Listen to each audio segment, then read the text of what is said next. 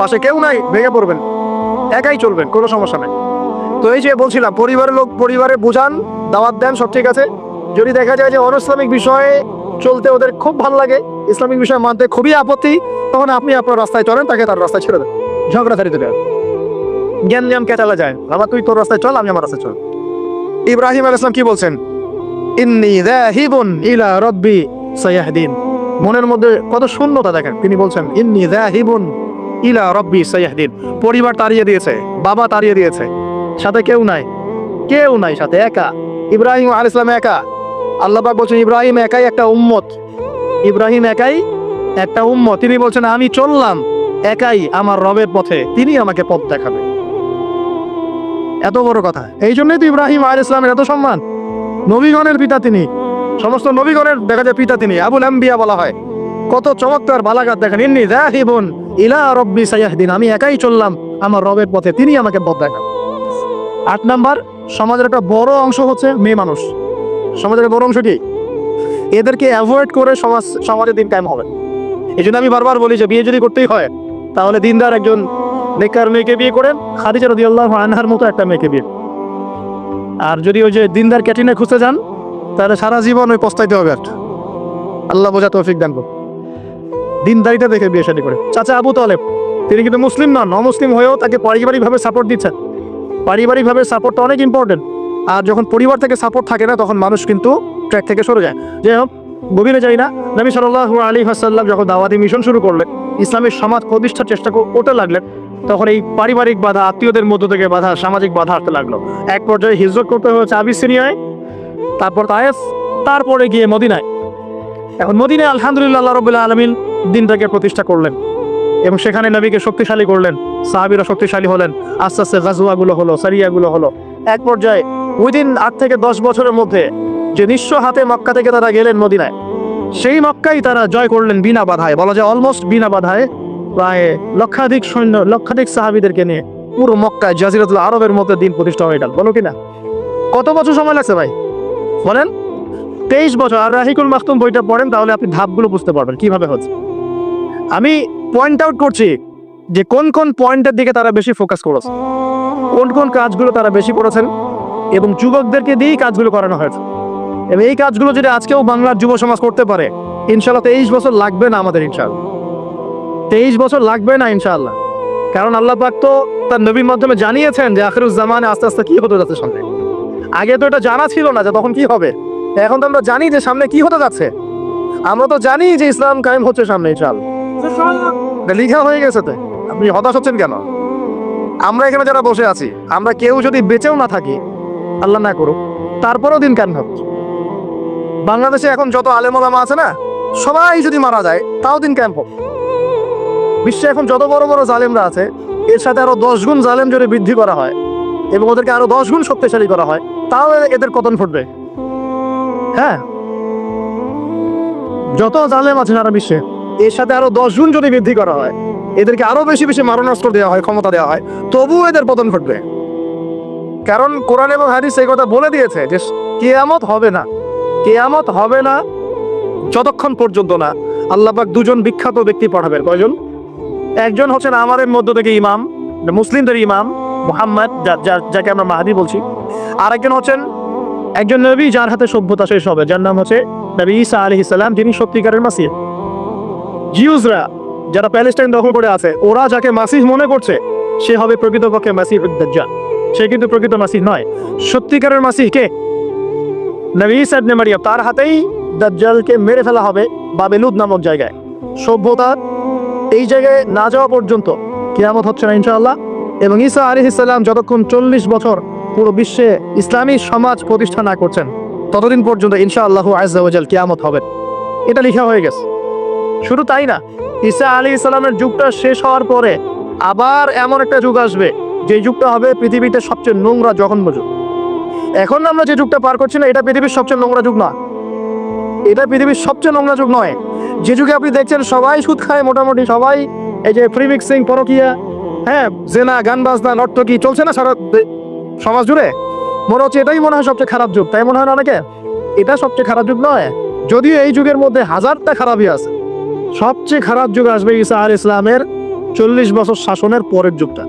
ওই যুগে মানুষ রাস্তায় দাঁড়িয়ে জেনা করবে, কুকুর শেয়ালরা যেমন করে করে ঠিক ওইভাবে এবং তাদের সামনে কিয়ামত হবে, পশ্চিম দিক থেকে সূর্য উঠবে। তো আমরা এতটুকু তো জানি সামনে ইনশাআল্লাহ তাআলা ইসলামিক সমাজ প্রতিষ্ঠা হবে, এটা আল্লাহ লিখে দিয়েছে। আমরা বেঁচে থাকি না থাকি, কেউ এটা বলুক না বলুক, আলেম ওলামা আমাদের মধ্যে যারা আছেন থাক না থাক, হ্যাঁ, এখন যারা মুজাহিদ তারা থাক না থাক, এখন যারা জালেম তারা থাক না থাক, কি হোক না হোক এটা হবে ইনশাআল্লাহ। পৃথিবীতে ভূমিকম্প হোক আর জলোচ্ছ্বাস হোক আর পৃথিবী ধসে যায় আর আগুনের বৃষ্টি হোক আর পাথরের বর্ষণ হোক, যাই হোক না কেন নবী ঈসা আলাইহিস সালামের হাতেই সভ্যতা শেষ হবে ইনশাআল্লাহ। অতএব ইসলামী সমাজ তো সামনে আসছে, বুঝতে পারলাম। এখন আমার মানে ফাইন্ড আউট করা পয়েন্টগুলো হচ্ছে এই কয়েকটা পয়েন্ট, 10টা পয়েন্ট বলছি। এক, নবী সাল্লাল্লাহু আলাইহি ওয়াসাল্লাম সাহাবীগণ, স্পেশালি যুবক সাহাবীদের মধ্যে বেশিরভাগই যুবক ছিলেন। যুবকরা আপনারা ভালো করে বোঝার চেষ্টা করেন, তারা ইসলামী সমাজ প্রতিষ্ঠার জন্য প্রথমত নিজের আগে জ্ঞান চর্চা করেছেন। কি করেছেন ভাই? নিজেরা আগে কোরআন হাদিসের জ্ঞান চর্চা করেছেন। যত বড় বড় লেকচার দেন, নারায়ে তাকবীর আল্লাহু আকবার স্লোগান তোলেন, আইওয়া শোডাউন যাই করেন, জ্ঞান চর্চা না করা পর্যন্ত দিন প্রতিষ্ঠা হবে না। জ্ঞান চর্চা করতে হবে। রাজি আছি ইনশাআল্লাহ ভাই? আমরা রাজি আছি তো ইনশাআল্লাহ যে আমরা আল্লাহ পাকের কোরআন এবং নবীর সুন্নতের জ্ঞান অর্জন করবো এবং জ্ঞান অর্জন একটা ধারাবাহিক প্রক্রিয়া, একদিন 2 দিন করে থেমে যাব না। আমরা প্রতিদিন একটু একটু একটু একটু করে আগাবো ইনশাআল্লাহ। একটা রুটিন ফিক্স করে নেবেন, ডেইলি 1 ঘন্টা করে আপনি পড়াশোনা করার চেষ্টা করুন। আমি অনেক লেকচারে কিছু সিলেবাস বলেছি, আপনাকে কোরআন পড়তে হবে, আরবি ভাষা শিখতে হবে, হাদিসের কিতাবগুলো পড়বেন, ইতিহাস, ইসলামের ইতিহাস পড়বেন, ইসলামিক অর্থনৈতিক বইগুলো পড়বেন, বড় বড় রিনাউন্ড উলামা ইকরামদের বইগুলো পড়বেন, সিরাত পড়বেন, আকীদা বই পড়বেন, ফিকহের কিছু বই পড়বেন। মানে আপনার একটা ক্লাসিক্যাল পড়াশোনার ধারা থাকতে হবে। এবং এই পড়াশোনা একা একা করা যাবে না। কিছু বই আপনি একা হয়তো পড়তে পারবেন, কিন্তু অনেক কিতাব আছে যেগুলো আপনি একা পড়তে পারবেন না। আপনার বিজ্ঞ উলামা ইকরামের সহবত দরকার আছে। এটার দায়িত্ব আপনি খুঁজে বের করবেন কার সহবতে আপনি যেতে চান।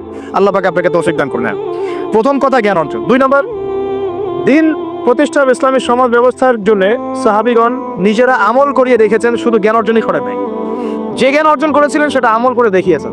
এবং ওমর রাদিয়াল্লাহু আনহু বলতেন যে সূরা বাকারা হিফজ করতে আমার সময় লেগেছে 12 বছর। কত বছর? 12 বছর লেগেছে সূরা বাকারাটাকে আয়ত্ত করতে। কারণ সাহাবীরা যতক্ষণ পর্যন্ত 10টা আয়াত লেসন নিয়েছেন, 10টা আয়াতের উপর আমল না করা পর্যন্ত নতুন করে দার্স নিতেন না। বুঝতে পারছেন?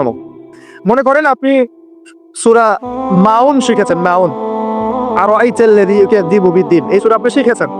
সাহাবীদের সুন্নাত ছিল কি এই সূরাটার উপর তারা আমল না করা পর্যন্ত নতুন লেসন নিতেন না।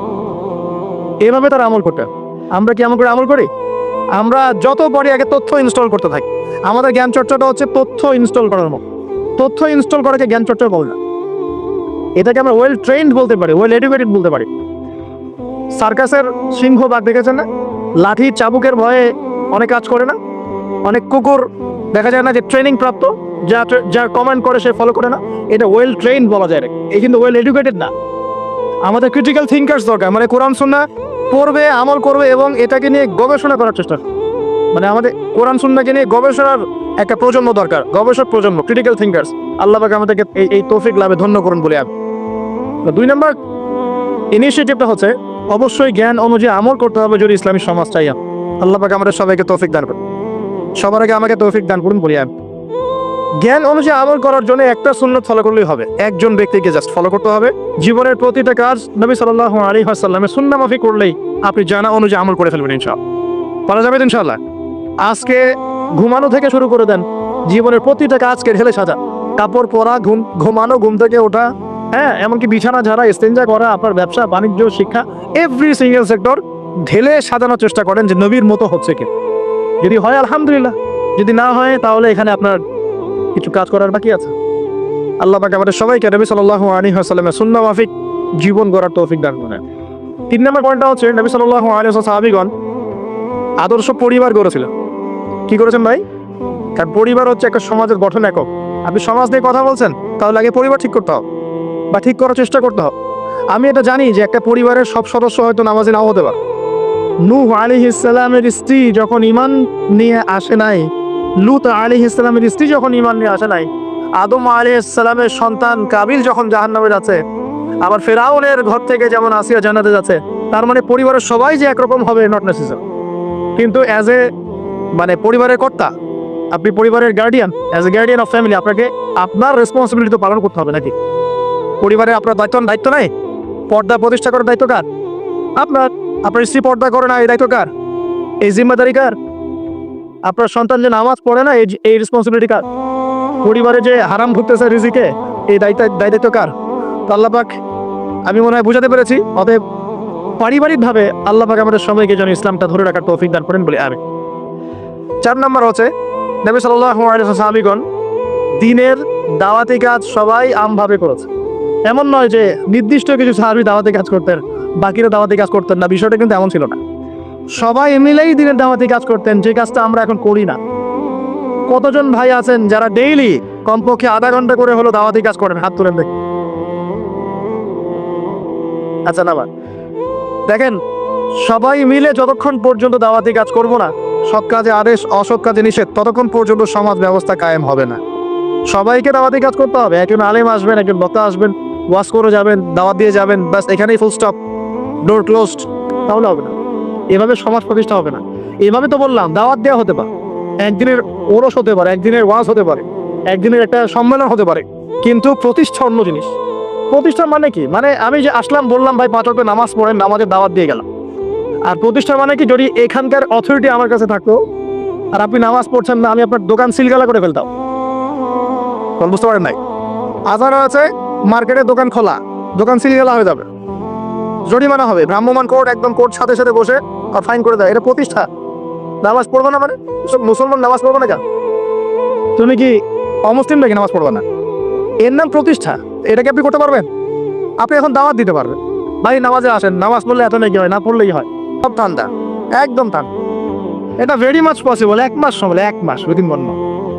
উমর রাদিয়াল্লাহু আনহু যদি এখন বেঁচে থাকতেন, মনে করেন কথার কথা বলছি, উমর রাদিয়াল্লাহু আনহু এখন বেঁচে আছেন, তিনি আসলেন পাকিস্তানে, আসলেন না, সিরিয়াতে আসলেন, কথার কথা বলছি। এমন তাকে মনে করেন দায়িত্ব দিল জনগণ যে আমিরুল মুমিনিন, আপনি সমাজটা ঠিক করেন। তার কয়দিন লাগবে? কয়দিন লাগবে জানেন? হ্যাঁ, আমার ধারণা 3 দিন। কয়দিন হয়? 3 দিন। অথবা তিনি বলবেন যে আমার দ্বারা সম্ভব না, আমি গেলাম। কারণ এখানে একটা কারণ আছে, কারণটা শোনেন। আমি কথাটা কেন বলেছি? আলী রাদিয়াল্লাহু আনহুর যুগে কিছু যুদ্ধ হচ্ছিল না, সিফিনের যুদ্ধ, এই যুদ্ধগুলো, তখন জনগণ, খারেজিদের সাথে যুদ্ধ হচ্ছে, জনগণের মধ্যে কয়েকজন এসে বলছে, আলী রাদিয়াল্লাহু আনহু ইয়া আমিরুল মুমিনিন, আমরা ওমর রাদিয়াল্লাহু আনহু, আবু বকর সিদ্দিক, উসমান, তাদের যুগটা পার করে আসলাম, তো ওই যুগে তো এত ফিতনা ছিল না, তা আপনার যুগে এত